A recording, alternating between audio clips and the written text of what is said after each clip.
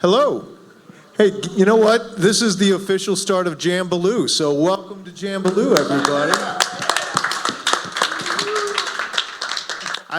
It's funny, we were kind of talking before this started, and it's hard to believe it's been a year. I mean, it flew by so fast, but yeah, 1 year ago we started the first one, and here we are back for number 2. I'm Benji McPhail from KXT Radio, and I get to host this wonderful symposium about just the music scene here in North Texas, what's going on, what's working, what's not, how can we make it better, all sorts of good stuff. Before we really get into this, and before I introduce the panelists, I do want to say a big thank you to Mullen and Mullen Music Project for putting this thing together. I mean, Shane and Joe just have done an amazing job of stepping up and really elevating the music scene here in North Texas. So a big thanks to them. Also, the Dallas Music Office, here Fort Worth, and WFAA all playing a big role in making this possible as well. So if you see somebody from them, i.e. like Tom, thank them for being a part of this as well. So, all right, let's get started. Let me introduce this wonderful panel that we have here tonight. Let's start with Tom from here Fort Worth. He's been 12 years you've been with here Fort Worth. That is pretty impressive. You started in the advertising world before that, and are you still adding to your plate? It seems like every time I talk to you, there's something new that is coming on with here Fort Worth. Well, I mean, so I've been with Visit Fort Worth, which is our parent company, for I'll be 15 years this year. Here Fort Worth turns 10 this year, so we're celebrating our 10th anniversary in 2026, which is kind of hard to believe when you have Brooks and Kendall out there and Brett Bowden, who actually helped us start this thing. So it's kind of interesting to see the longevity that it's had, but also the changes it's made. Yeah. And then, we're always adding stuff. I mean, we've got an incredible year ahead of us with the World Cup. Hopefully that'll put a lot of musicians to work and a lot of opportunities. I mean, it's done big things for you. So, I mean, it's just a lot of cool stuff happening. Yeah, absolutely. So let's move to Tre Nagella. Tre, let me start. 4-time Grammy winner. We've also got, you've worked with Ed Sheeran, Lady Gaga, Travis Scott, Blake Shelton. I could keep going, couldn't I? You've got a pretty long list of maybe artists. One or two more. Yeah, maybe 1 or 2 more. The thing that caught my attention, and Tom mentioned this already, was you did the remix on the FIFA World Cup theme song, and I have a feeling we're going to be hearing that quite a bit, probably from now until the end of 2026. So yeah, that was exciting to get asked to represent the DFW Metroplex to do that. Can I explain what that is? Yeah, for those please, people absolutely. Who don't know. Yeah. So FIFA World Cup has a famous theme song they've used for years, and they had a really cool initiative where they went to all of the host cities. There's 16 cities across North America, and they asked a producer in each one of the cities to remix their theme song to best represent that city or metroplex. So I was tasked with, injecting a little DFW North Texas feel into their theme song. It'll be played at the stadium during all the 9 matches and televised across the world when they broadcast all the games. So hopefully I'm trying to do the Metroplex justice here. Yeah, I can't wait to hear it. So well done. All right, next to Tre, we have one of my favorite humans in the whole wide world, Tami Thomsen. And Tami, everybody, I don't know how I got up here with this crew because, oh my goodness, everybody's just got a list. All right, let's start with you manage the Toadies. You manage Sarah Jaffe. You are a big part of what's happening with Silver Skylarks, a band that I cannot turn around without hearing their name these days. You also are involved with the Dallas Music Commission. You are on the advisory board for Booker T. Washington High School. You are also on the board for Amplified Minds here in North Texas as well. And literally, you're just a living, breathing, entity of what's happening here in North Texas. Did I forget anything? Is there anything else I need to mention? That's a good start. Okay, I'm sure some let's of the start rest there. will come up, but that's Absolutely. a great start. Yep. Very cool. Well, we can't wait to hear more. All right, next to Tami, we have Chip from the Texas Music Chip Adams, who went to TCU, so he's no stranger to Fort Worth. And Chip, if you're not familiar with the Texas Music Office, this is really an amazing organization that is devoted to amplifying the Texas music scene. 92 music cities and counting. Should be well over 100 by the end of this year. And, you know, when you talk about the music in Texas, it's not just, you know, country music. It's not just hip hop. It's polka. I mean, it's Tejano. It is a little bit of everything. And I'm kind of curious, do each of those cities have a different style that they gear towards, or is it pretty diverse across Texas? That's kind of the beauty of Texas. I mean, really, every corner of our state's so vastly different. That includes what genres of music they support. That's also the best part of this job. Yeah. I mean, as we go in and we create these music-friendly cities, like you said, 92 and growing, and just getting in and helping them get established to launch these offices, which are tied to city government. So, and again, not only do I travel around the state, but around the country, and people marvel that Texas is the state that's doing this kind of work, and it's being done in no other state in the country. Yeah, and correct me if I'm wrong, but the Texas Music Office is the oldest and longest running government-supported music organization in a Correct. time when everything's getting slashed and burned, man, and I know how that goes. Somehow we're here. We were the first state music office and the longest running at 36 years now. And to put that Yeah. in perspective, Tennessee launched theirs a handful of years ago, and I think they just turned 4, maybe 5. So Wow. 5 years to 36, that's a lot for Texas. That is, so that is quite impressive. All right, and last but certainly not least, we have S1 up here on the stage as well. And where do I start with you too? Grammy winner once again from Waco, Texas. And boy, you've worked with Kanye, you've worked with Jay-Z, you've worked with 50 Cent, Madonna, Erykah Badu. You've even been a part of that band for a little bit as well. My goodness, I mean, I'm just looking at the list of artists, and you've been a part, at least for the last 20 years, of some of the most influential records out there. So we're going to be tapping into your knowledge quite a bit on this panel as well. That sounds good. Looking forward to it. All right, glad you're here. That's for sure. All right, let's dive into it. Let's get into the nitty-gritty and have some fun and figure out what's going on here in North Texas, or just how we can really be a part of, you know, elevating this amazing music scene that we've got created here. So it was 1 year ago that, you know, a few of you were up on the stage with me. And, you know, for those of you who weren't, think about where you were a year ago. And, you know, a lot has changed. It really has. A year flies by. What has improved in the music scenes that you guys are involved with? What has stayed stagnant, and what is something that slipped a little bit that we might need to revisit and start fixing and getting back to normal? I'll start. All right. I've been in music in DFW for longer than I'm going to admit, since, and never have I seen as many organizations as I do now. Benji mentioned a few that I'm involved with, and it's not about the ones I'm involved with, it's about the ones that are out there. Women in Music is a new group. Here Fort Worth is a new group. The Dallas Music Office is a new group.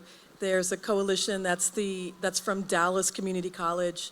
That's an arts and entertainment sector, I guess I would call it a think tank, a think group. I've never seen so many groups, and I've never seen so many people collectively working together.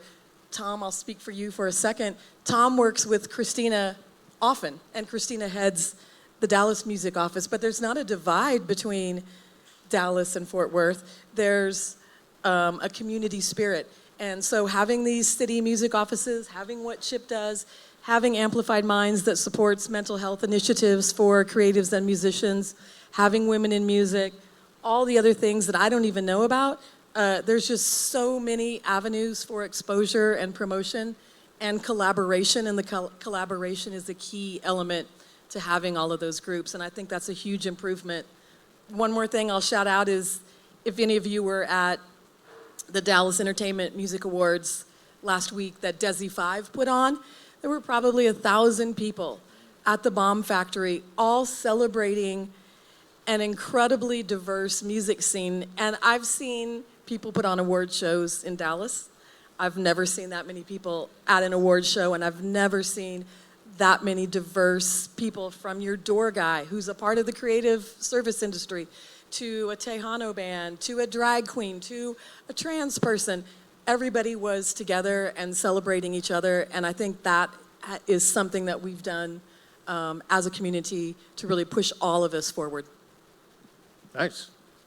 Well, I will say that, I mean, what Tami said is right. You know, Jonathan and Christina, I mean, in the Dallas Music Offices, we bounce ideas off each other all the time. The music office, the Texas Music Office has regional calls, and we're on these once a month where we talk about how we can help support each other. And there's no secret sauce. There's no thing that we're trying to have ownership of. If there's something that we can help with that's going to benefit another music office, we want to share that information. And so people say, they're doing it better here, or they're doing it better there. It's we've done it for 10 years. The Dallas Music Office is 2 years old maybe. And so it's, almost 2 years old. So it's like, let our knowledge be something that they can learn from. And so, there's a lot of good things. I mean, they launched their healthcare program. We launched ours a couple years back. We're at 100% applications to people that have applied that have been admitted. So, I mean, there's good things happening. I mean, music should be the good news department. Who doesn't love music? And so when we're able to do this and support each other, it only makes the region better. And one other thing I'll talk about from where we've been last time is, you know, we almost lost another music venue with the Cicada, and the Mullen and Mullen Music Project through Jambaloo actually gave them a $20,000 grant, which started the music venue grant program. And so that program will continue to go, and hopefully it'll support other music venues. You know, their margins are razor thin, and we need to make sure these venues, you know, can live off this. And what Chip's done with the incubator grant, I mean, that's another thing at the music office. That's, you know, it's the Chip, you can say more about it, but it's the mixed beverage tax rebate, and it's something that's putting back into so good things are happening for music. It may not see, you know, with attendance down and drinking, you know, on the decline. There are things that are positive to celebrate, you know? Yeah, absolutely. And a couple of things for S1 and Tre real quick. You know, you were talking about, Tami, you know, and Tom working with here Fort Worth and collaborating with the Dallas Music Office and all of these other great organizations. As producers, does it work that way as well? Do you have other producers who are calling you up going, man, I've got this artist, you know, what can I do with this? Is there that same spirit of collaboration in your world? Absolutely. And I think Tami said it perfectly. Collaboration. You'll probably hear me say collaboration a lot, because that is like the number one fastest accelerant for independent artists or and based on the experience that I had in my career, collaboration was that thing that that fuel that took my career to the next level, because it allowed me to not only for reach, but also for alignment, and to be part of other artists' ecosystem, other producers' ecosystem, and we would share opportunities. So I would say that's probably one of the biggest things as of right now that I'm seeing is more artists and more producers and musicians open for collaboration.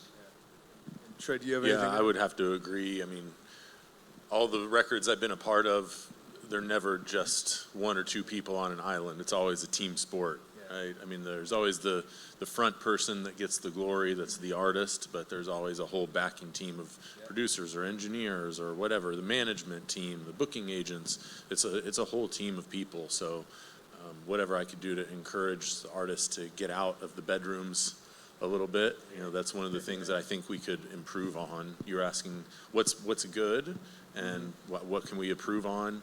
You know, now with technology, so many people are kind of working on an island.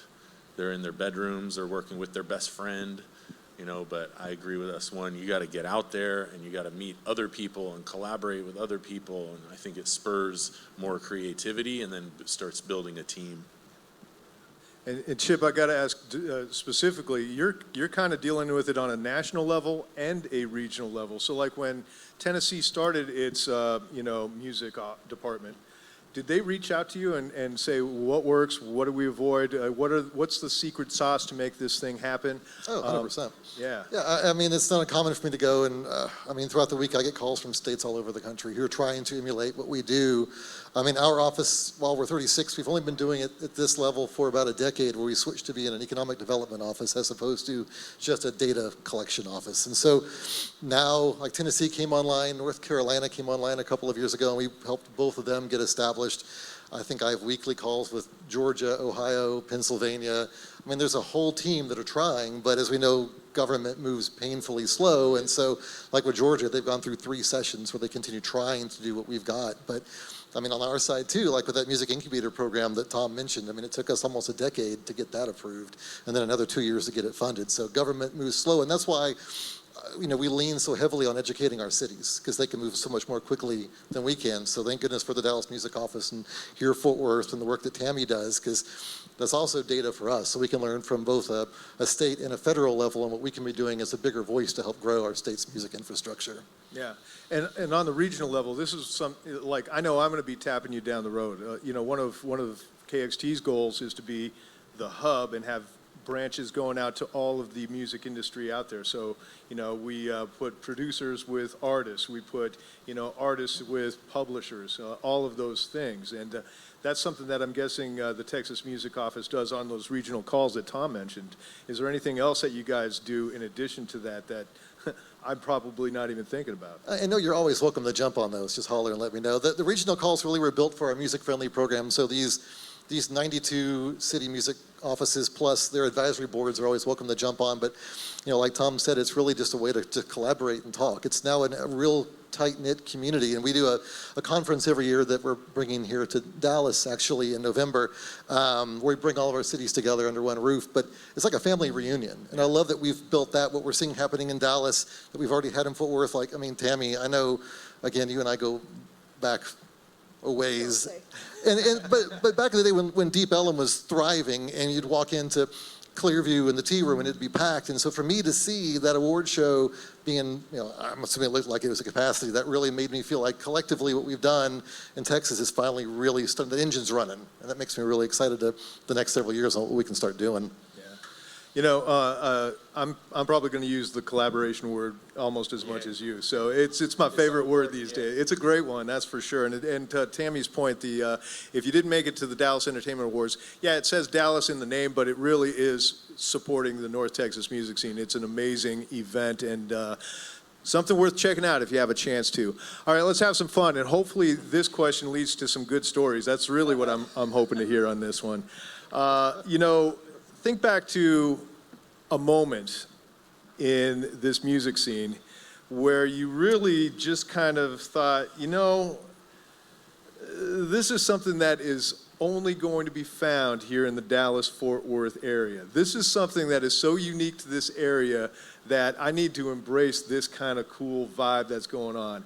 So think a little bit about a moment that you might have had that is so uniquely North Texas, and if you could share that with us, I would love to hear it. I'll go first again. I knew it. All right, let's hear it. So I moved to Texas from Nebraska. Nebraska is not the live music capital of the world. And when I would go see live music in Nebraska, it was a terrible bar band playing Skinnerd. Not my vibe at all.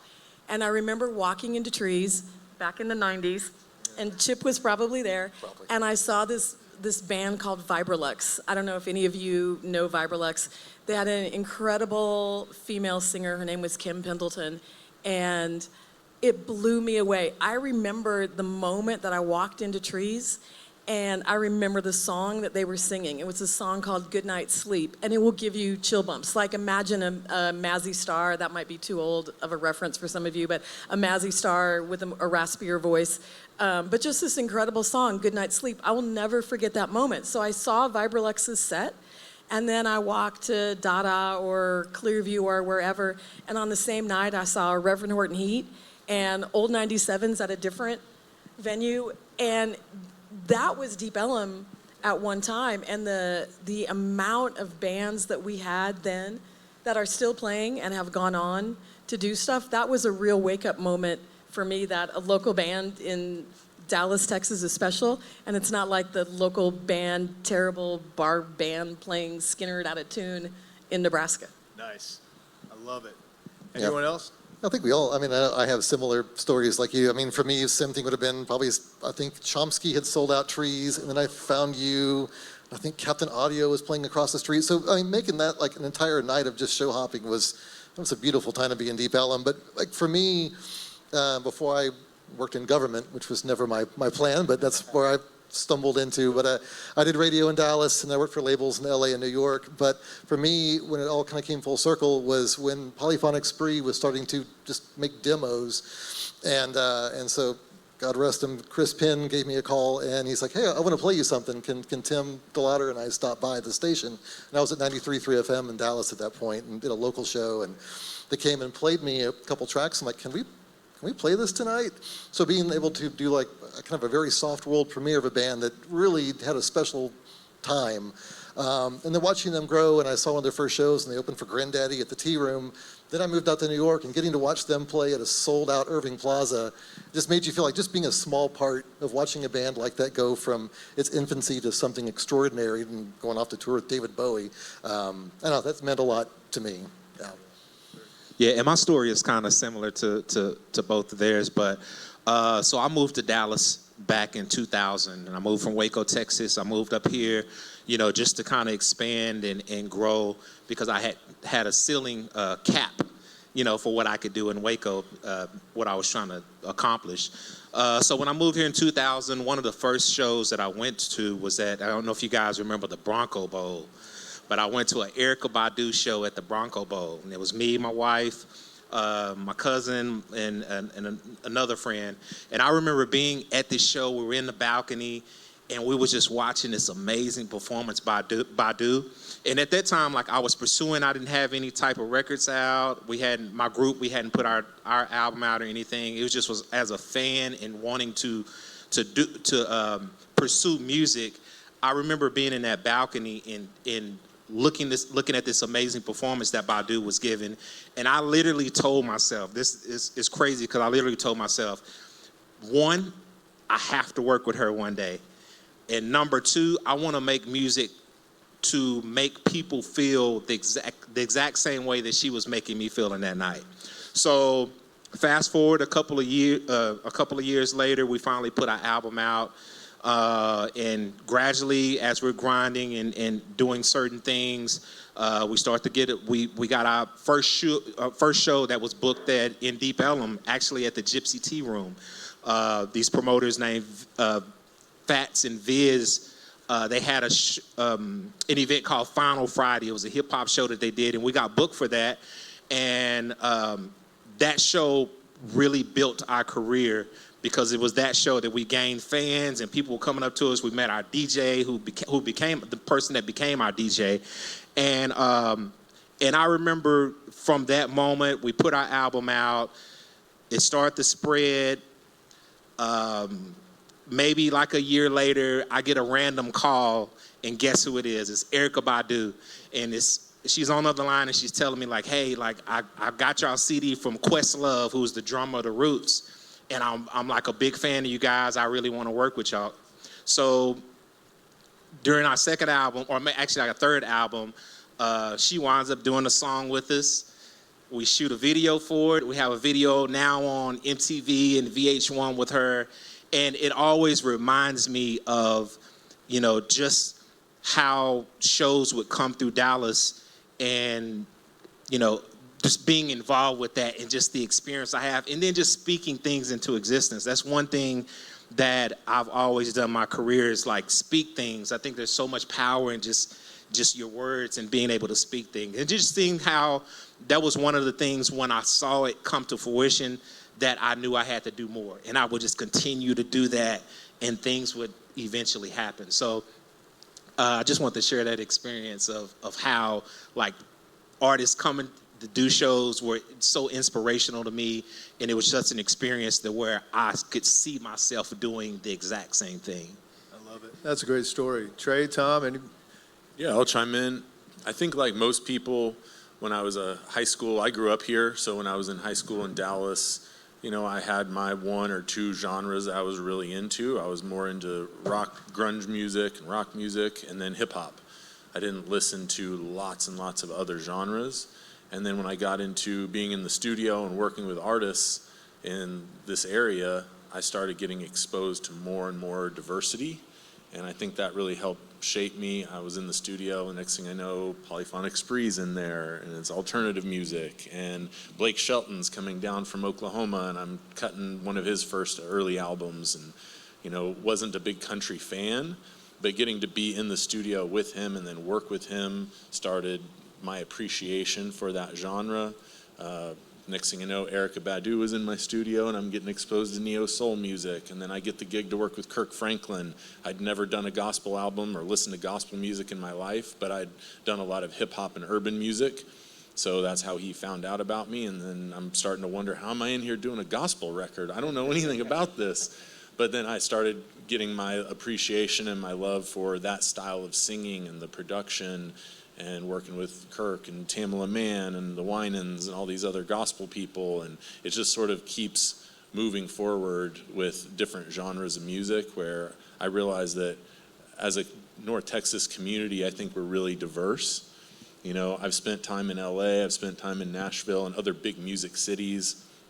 You go to Miami and it's mostly Latin music, right? Which is great, but they don't have soul music and gospel music and country music and rock music and all these things. And I guess maybe it's geographically, or maybe it's that we're a big metropolitan city, I don't know, but I think it's really special that we have so much stuff all in one place.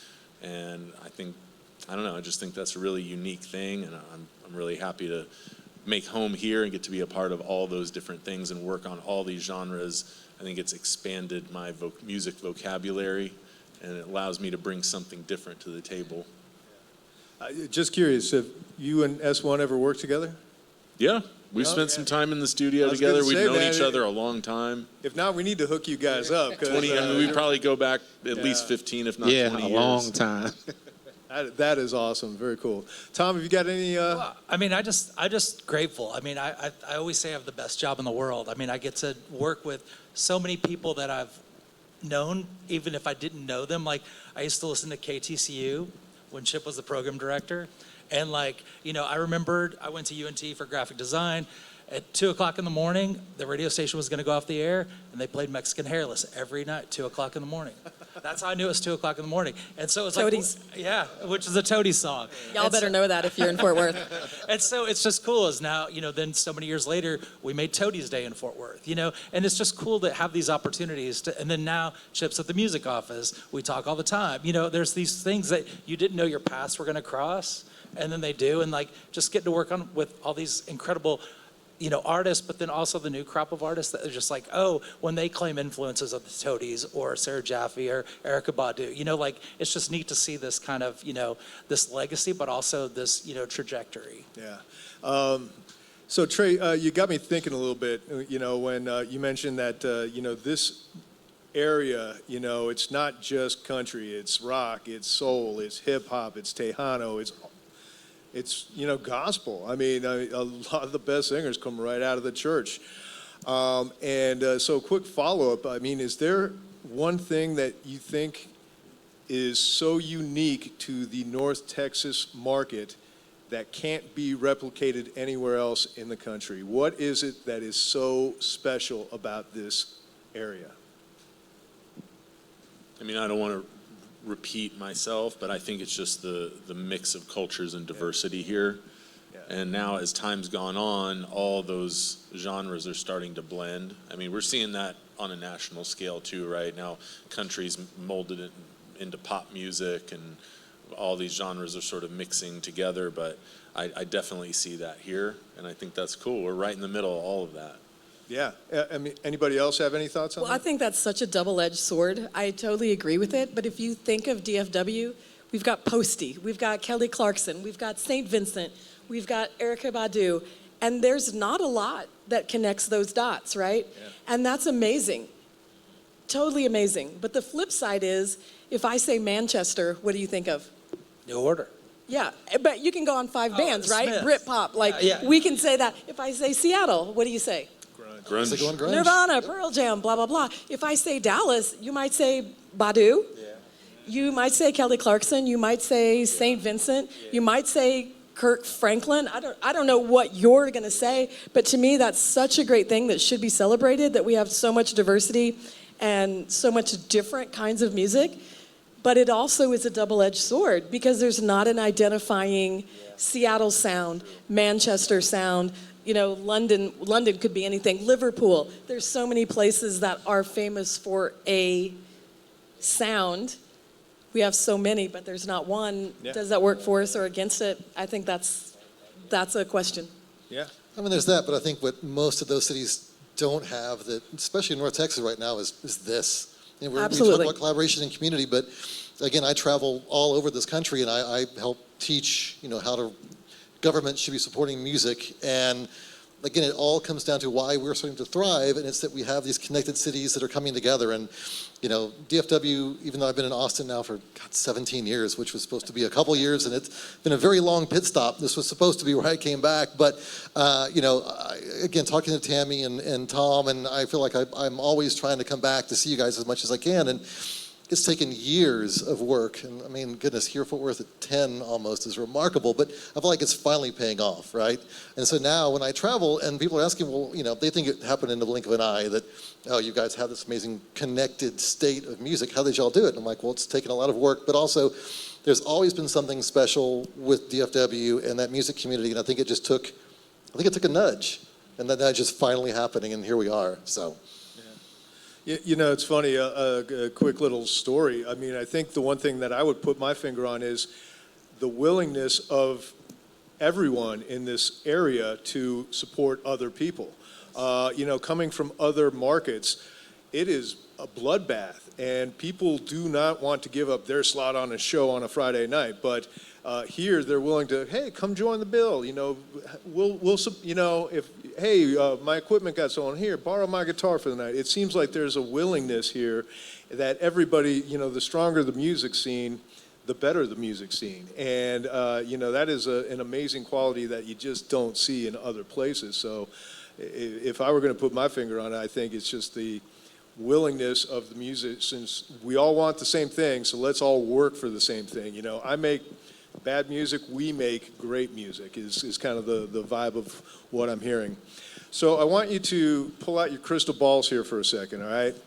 And imagine this area 5-10 years down the road. And I've heard Manchester, Seattle, all those cities being mentioned. What would it take for DFW to be a destination for other musicians to come down here? What is it that's missing right now that's needed to make this a destination for the music industry? Do you want me to go first again? Go for it, Tami. We need a damn signature event, y'all, and there's a group of people that are working on that, but there's so many places that people come and visit because of a signature event. Maybe it was Lollapalooza when it started in Chicago. Maybe it was ACL that got you to Austin for the first time. But with as great of music community as we have, we still don't have that signature event that ties the city together, embraces locals, and also brings people in from out of state. And that's been talked about for a long time. And I believe that in the next 5 years, I believe in a lot sooner than the next 5 years, you're going to see that, and it won't start as big as Lollapalooza, and it won't start as big as ACL, but I think that's coming, and I think, I'm sure all of you have answers, but I think that's one of the big ones that we're missing. No, I totally agree with that. Yeah, we hear that a lot, is that we don't have that signature festival. There's a lot of people that are planning things or kicking the tires on things, to Tami's, what she said, that is happening, but at the same time, we don't have something any firmed up.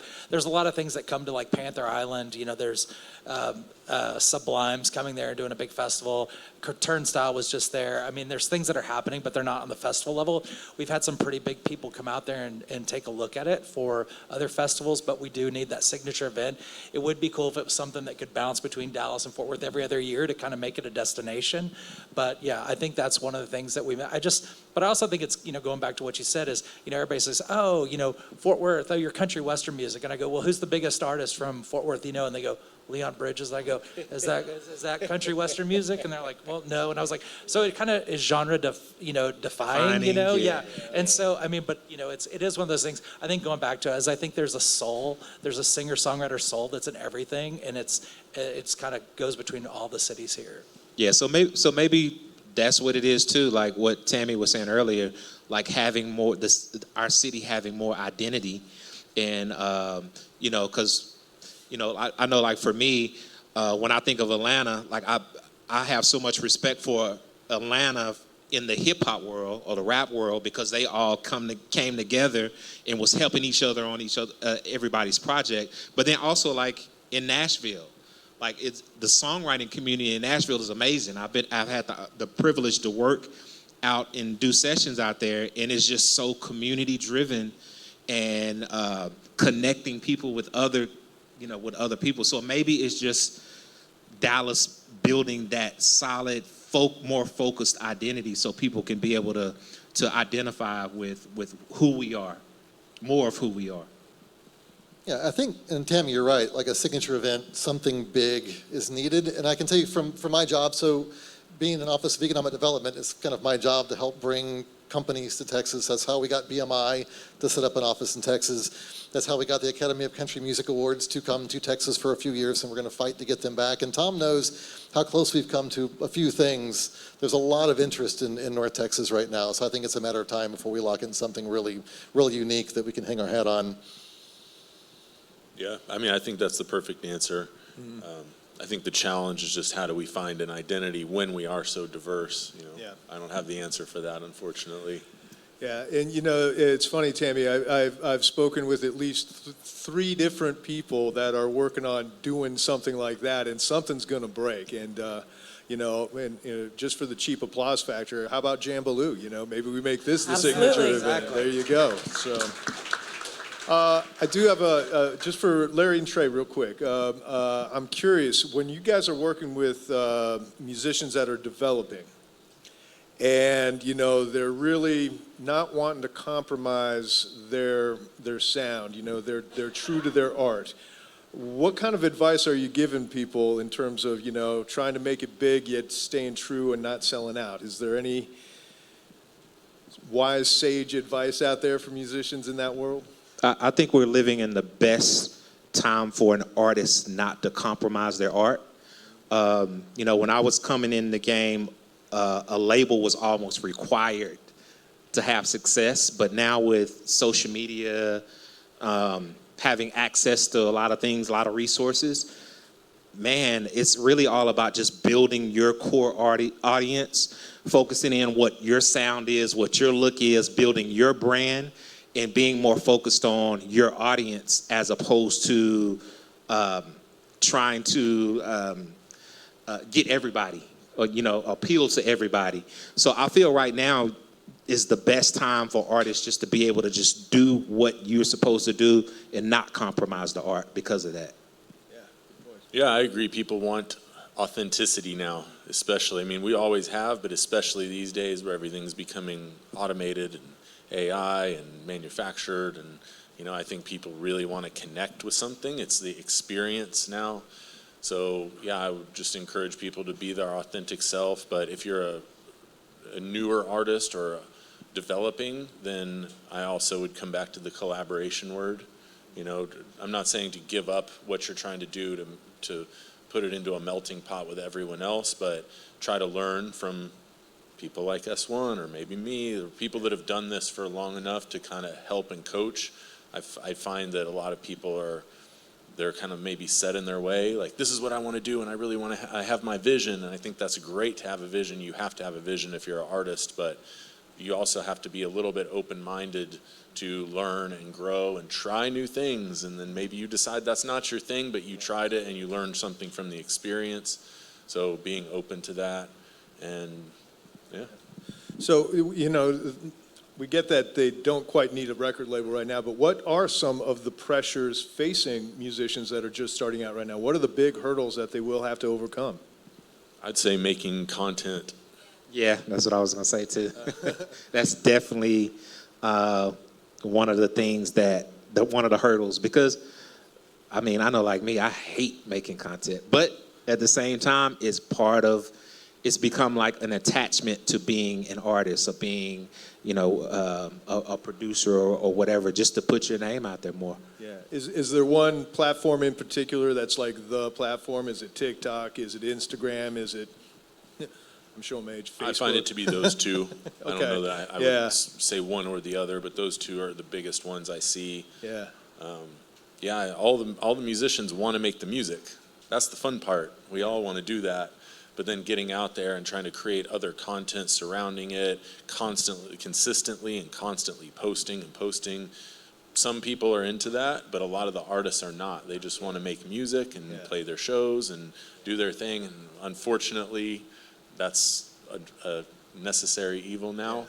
And then you see people that are the opposite. You see all these content creators who are amazing at creating content that now are breaking through into the music world when they weren't really musicians or artists to begin with. They were more content creators, but because they were so good and successful at that they've developed a fan base, and then now they're easily crossing over into the music space and taking those slots from maybe somebody that could have been, a more amazing musician. Yeah.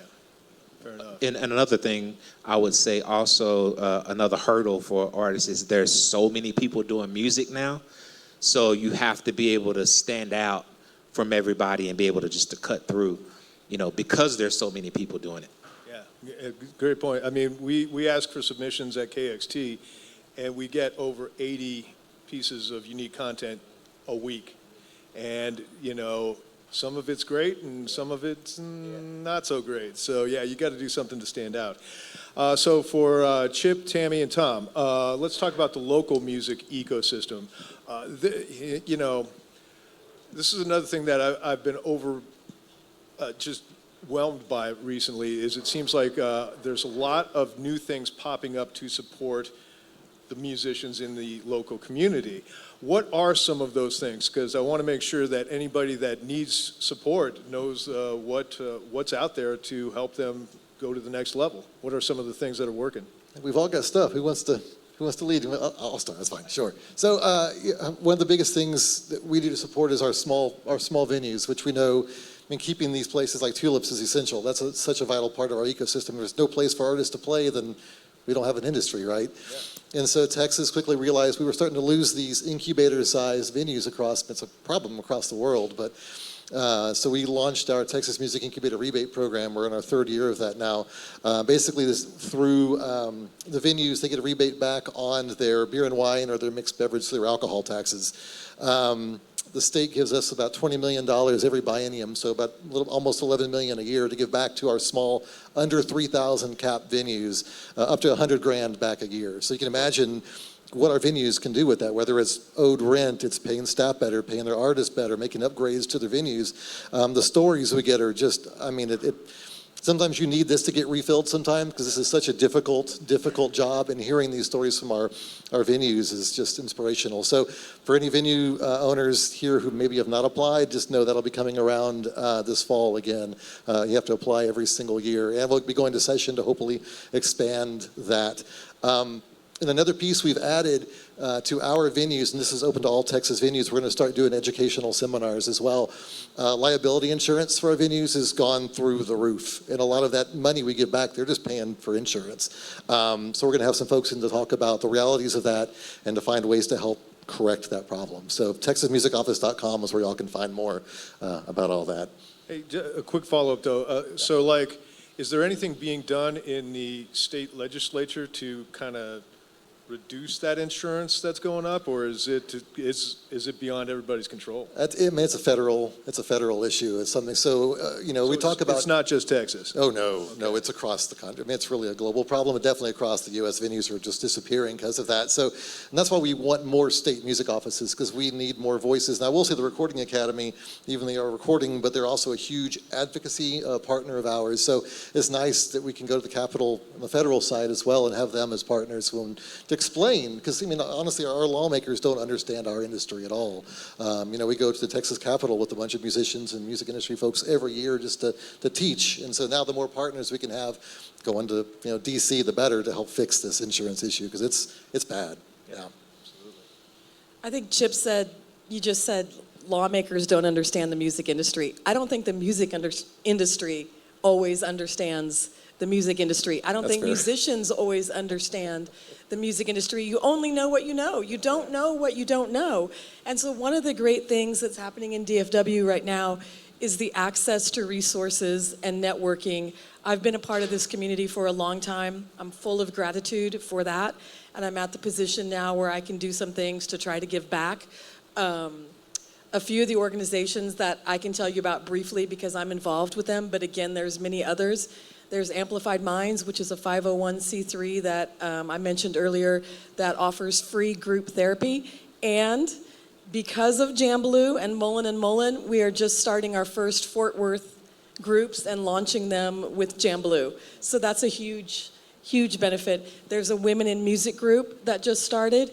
Chip mentioned the Recording Academy. If you don't know about the Recording Academy, obviously it has the Grammys, which just took place last week, but it also has an educational arm, Music Cares, which offers healthcare assistance. If you're interested in joining the Recording Academy, I'm co-hosting a call not this Monday, but next Monday, with Amanda Davenport from our Austin office, Amy Miller, who a lot of you probably know, and Christina from the Dallas Music office. So if you're interested in that, get at me and I'll give you the info. There's also talking about healthcare, which Tom can talk about that from the Fort Worth end. The Dallas Music Commission I know Jonathan's here somewhere. He's a part of that, Creatives Care. There's so many things, so many opportunities. Is it networking? Is it education? Do you need a manager? I don't know. Do you need a booking agent? Probably. But there are places now in this day and age where you can go and learn from someone that knows that. You can get free mental health care. You can get access to health care. Recording Academy has a ton of programs that offer education. So those things are out there, and if you need them, I would encourage you to ask any of us after the panel, and we'll point you in the right direction, and just keep your eyes on what's going on, because there's a lot of opportunities for education, learning, network, and collaboration. Tom, let's talk here, Fort Worth specifically. Yeah. What are some of the services that you guys offer? Well, when we started here at Fort Worth, like I said, 10 years ago, is we did town halls, and we continue to do them, and we listen to the music community and see what they need. So one of the first things we did was we started mixers. So every month we do a mixer. It's the first Tuesday of every month at a music-friendly venue. It could be a venue, it could be a record store, it could be, last month's was at Music Go Round, which is a used music store. We do these things just to get people to talk, because people are in silos. It's getting out of the bedroom, it's getting out of the, and just working and meeting other people. We've seen so much collaboration from that. When we've done different things, they're like, oh, you do this, oh, you do this. But then every quarter, we do an education mixer, and we partner with Printed Threads, and so we do it at Printed Threads, and we've had Scott Booker from the Flaming Lips on When You Need a Manager. We just did one in January about taxes for musicians. We do these different ones just to kind of educate, but we also make them fun. And Martin House, which is a local brewery, always gives the beer. We always try to feed them. We try to make sure it's something you want to come to, but it's also a place that you know what you're going to do the first Tuesday of every month. And then also we started a program called Sound Care with JPS, which is the county hospital. And what that is a healthcare program. It's not insurance, it's a healthcare program where musicians can basically, it's like when you're in college and you pay $30 for, a checkup. But like we've had musicians that hadn't been to the doctor in over 10 years. And when we started this program, there was an artist that came to that meeting about it, and you would think that they, had health insurance or they were further along. And it's not that there's any stigma to that. I mean, it's just that they are trying to take care of themselves. We want to make it that they don't go from sick to sicker or sick to broke or bankrupt. It's a real thing. And so when JPS stepped in on this, and we were working on this pre-pandemic, for that to come around and to actually do this, we're at 100% of people that have applied have qualified. You don't have to go to the downtown hospital. There are satellite care clinics that they can go to. But we actually did a patient zero and let them go through the program and then talk about what it was like to qualify for the program. And it's like doing your taxes. You have to show how much income you have, how much you have to offset that with, expenses, and you can make a decent living and still qualify. It's not, it's not a barrier or a destitute program. And then one of the other things we do is we do travel grants. And so we try to get our musicians to export local music. And what we start is, you've probably heard me tell the story if you've ever gone to a mixer, but Vincent Neil Emerson, who's a local musician formerly, he came to us and said, I've got a great idea. You guys should buy a van and a trailer and let musicians check it out like a library book. And I was like, this is a horrible idea, because there's insurance, liability, maintenance, all these different things. And he goes, well, we really just need like $500 to get on the road. And I go, so you need $500? He's like, yeah. And I was like, well, that's more tangible than buying a van and a trailer and doing all these things. So we were able to start travel grants. And so if you go to three locations outside of the DFW Metroplex, and in some kind of consistent order. It can't be one in January, one in October. So we give them up to $500 to get on the road. And then what's really cool is, as we've seen this, Printed Threads also gives them $150 merch credit. So you're getting $500 cash, then you get $150 merch credit, because once you get on the road, then you can sell things that actually help you propel yourself down the road.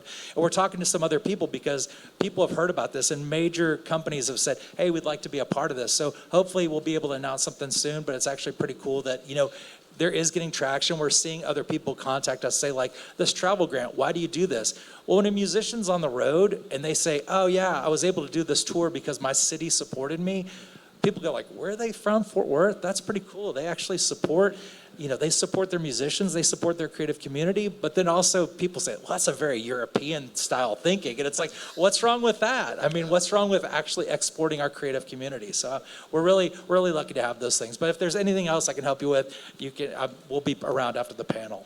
Yeah, I love that. You have something to add? Okay. By the way, I can only imagine what that van would have smelled like after, a year on the road if you'd pulled the trigger on that. That's pretty crazy. So Actually, real quick, Yeah. I mean, again, just thinking about what Fort Worth and Dallas have built, and just make sure everybody knows, like, with Sound Care and it's Creative Cares, right, Jonathan? Is that right, for the healthcare in Dallas? That those programs don't exist really anywhere else. Austin, we've had a Health Alliance for Austin musicians, but so now we have 3 cities that in Texas are supporting their creatives with healthcare. And what's beautiful with our music-friendly program and how open that Dallas and Fort Worth have been with the rest of our cities in the state, they're sharing that information. So I know, especially with Visit Dallas, I think that Lubbock and Corpus Christi, and there's a handful of others that are like, oh, we want to do that, and they can do that. So can you imagine 2 or 3 years down the road and having 30, 40, 50 cities in the state of Texas that offer a similar way to support our musicians with proper health care? Yeah, that's crazy. I love that everybody's jumping on the healthcare bandwagon right now. Well, we only have about 15 minutes, so I want to cram a few more questions in. One thing that all of you just touched on recently was the importance of small venues. And we've seen our favorite clubs come and go left and right. And what are your thoughts? What can local government agencies do to really step up and support? You touched on a little bit, Chip, but boy, I'd love everybody's thoughts on how can our local governments step up and really make sure that this music, because it starts with the small venues and it builds from there. So what can be done to protect those guys? I'm giving money away. I think I could say that we've been trying to help with too is more of on the licensing side and safety side. We had a horrible tragedy a few years ago on a much larger scale with the Astroworld incident, and I think that we as a state learned a lot about not just pointing fingers at venues and promoters, but also city, county, and state on how we respond. Yeah. So I think all of our venues, we talk about education and collaboration. I think a lot of more learning can be done because, safety for our musicians and for our patrons is crucial. So I think that's something that we're definitely working on at the state level. Yeah. I will say, I will say that I'm very fortunate in the role that I have is we have a lot of open door communication with the mayor's office. And so when we talk about things that like, we've had venues like at Panther Island that say they need too much security or there's different things, they are opening doors for us and able to get like PD and the fire department to talk about how we can better service and aid these venues and these opportunities that come our way. Because if you become hard to work with, people won't come back. And so I think that we're very fortunate, and a lot of cities don't have this, but we are very fortunate to have that communication with the mayor's team and to talk about these things. And that's also opened doors for like when we've had, like I said, venue or festivals kicking tires on bringing things to, but have them at the table and talk about what opportunities are there. So, I think it's engaging with the city government and like different levels or the music offices and just talk about this because I think there is opportunity. The easiest thing you can always say is no because it ends the conversation and that's where it stops. But like it's saying yes or let me look into that. And that's where you can get this kind of, because like I said earlier, music's the good news department. Who doesn't want to say, oh, they brought a festival to their city or, they heard a song that they loved. And that's what's going to keep this moving. And so, while it's not like what we can do, it's just kind of keeping it moving forward. Perfect. Thank I can't speak to government. I know nothing about government. But what I can speak to is that we have to care. As a community, right now, our world is being torn apart in a million directions. And we have to care about the arts. We have to care about the people that make music. And we have to go support venues like Tulips, like the Granada in Dallas, like Dada, whatever venue it is. As a consumer, we have to go and support those small independent venues, because if we don't, they won't be here. They're going to be replaced with a damn Chipotle or something. And once they're gone, they're harder now in 2026 to replace with a new indie venue than they were back in the day before there were so many Live Nation and AEG venues. And I'm not disrespecting those venues. There's certainly a place for those. But the independent venues where independent artists grow and learn to become Badu, that starts in our hometowns. It starts here at Tulips. It starts at the Granada, at Dada, at Trees. And we have to support those venues. We have to care about arts. We have to care about humanity. And that's literally being lost right now. We have to care about KXD. Public funding, all of that has changed dramatically in the last couple of years, and we have to care about the things that are important to us. And I think all of us up here, and you, or you wouldn't be here, would say that's the arts. The arts has given something to our lives, or we wouldn't be here. And if we don't support it in whatever way we can, it's going to be gone. Amen. Yeah, I was going to say Very well something very said. similar to Tammy, who's, I appreciate the passion. You know, you can hear it in her voice, and it's very moving, and I love that about her. But yeah, I can't speak on government either, but I don't think we can rely on government to fund the arts, as we've seen with especially this administration. So I would say we have to take it upon ourselves to get out and support these venues and these artists. So from a more generous standpoint, I would urge everyone to, you know, not sit at home and scroll your phone and watch YouTube videos all night. Maybe go to one of these venues. It's not that expensive, you know. Pay a $10 cover charge, buy a drink, go out and support the venue and the artists. But then also from a selfish standpoint, you're networking, you're getting out, you might meet somebody, you might meet that artist, you know. What if S1 had never gone and seen the Erykah Badu show at the Bronco Bowl and been inspired to go, I got to work with her? You know, it might be the same thing. You might go see the artist and meet them. I used to go out as a young engineer and go, how do I get more clients? How do I get people to work with me? I'm a nobody. And I would go to the Deep Ellum and I would go watch bands and I would wait to see an artist that I thought was cool and I liked their set. And these are not famous people. They're just local people, you know, trying to do it just like you are. And I would just approach them after the show and go, man, I loved y'all's set. It was awesome. Are y'all working with anyone? Do you want to make a record? Do you want to get in the studio with me? Do you know, and this is how you network. So you're kind of killing two birds with one stone. You might help yourself and get out and meet some new people, and you're also supporting the artists and the venues all at once. So that'd be my suggestion on how to support it. Very good. Excellent. Well, let's peel back even further and go right to the very beginning of musicians' careers. You know, access and opportunity are not something that really is evenly spread out. You know, there are still people that don't have a lot of, you know, opportunities given to them. What are some things that can be done here in the North Texas market? And what can venues and promoters and radio stations do to, you know, open these doors to people so that, you know, we can hear music from people that might not be able to afford, you know, studio time at a Nile City Sound, you know? How can we really make sure all the doors are open for the musicians that are trying to get their foot in the door? I Big think question. I think it goes back to what we all been saying earlier is collaboration.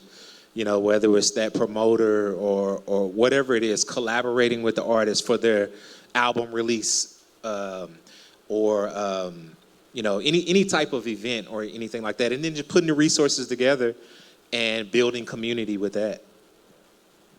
Well, I mean, I see a lot at when we have our mixers, and we have a lot of young artists show up, and they'll bring CDs or a link or something to say, hey, this is my music. And we have bookers that come to the mixers, and I mean, I think it's just kind of getting out there and trying to find opportunities, just like waiting after the show to talk to musicians. But I mean, I think I think we provide a lot of opportunity.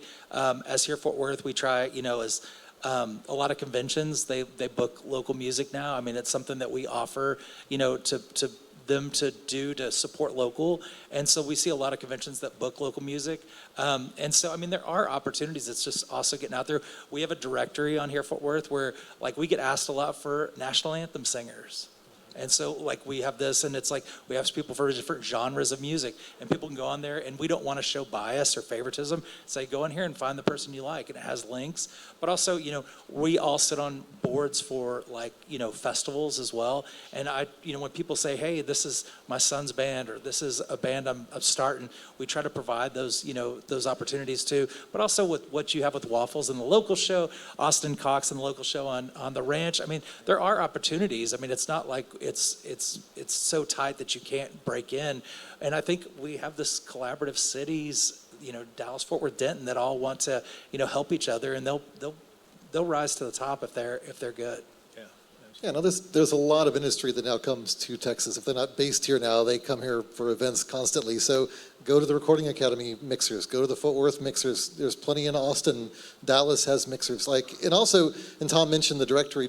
Dallas Music Office has one. We have a statewide music directory as well that's free, searchable, open to the public, that we keep as accurate as we possibly can. So you're looking for a venue, you're trying to book your first tour, and you need a spot in Grand Prairie to play, or you're heading out to El Paso. I mean, look in the directory and contact us. I mean, honestly, I think anybody on this stage would be happy to connect you with folks that we know to help at least get you in the right direction. So, I mean, it's all about who you know. Yeah, I love it. And, you reaching out to Badu, you looking for bands to record. It's legwork.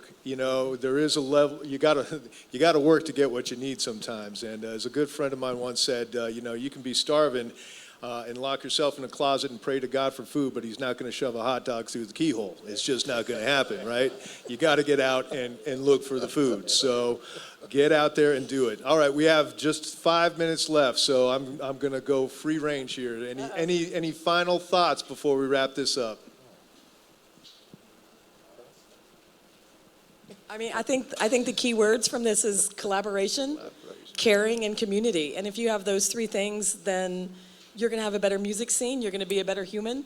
And if you can help someone, help them. And if you need help, ask for help, because there are resources more and more than we've ever had in the past. I mean, I'll take a second to plug something. So, we give out money and all. We don't ask for money very often. But we do have, I think everybody in here obviously loves music. We want to support the next generation of musicians. And we know public school funding for the arts is miserable, and getting instruments in the hands of kiddos is not easy. So we do have a Texas music license plate that's, I think it's $30, and all the proceeds go to a grant that goes out to nonprofit 501c3s specifically to help kids get their hands on instruments, to cover their private lessons, and to help underserved parts of our state put on music events for all ages, and to have to be open to the public. So there is a way to give back, and it's an amazing group. We usually give out between $30,000 and $40,000 a year. And again, as somebody who grew up in public school and was a musician, and I know how impactful that can be. And we know music helps kids, even if they don't become musicians. We know that helps them in math and science and to socialize. So, if that's one small way we can help the next generation musicians find their way, get a license plate. I just renewed my plates, and now I Thank learned you. this, right? So anyway, yeah. Anyway, anyone else before we wrap it up? I would just say, just dream big and put the work in.